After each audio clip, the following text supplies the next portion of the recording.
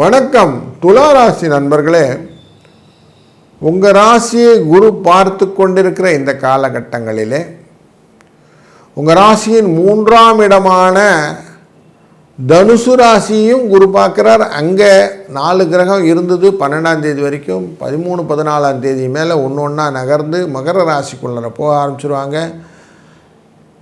தை பொங்கல் என்கிற நல்நாள் வரக்கூடிய நாளினாலே உங்களுடைய வாழ்க்கையிலே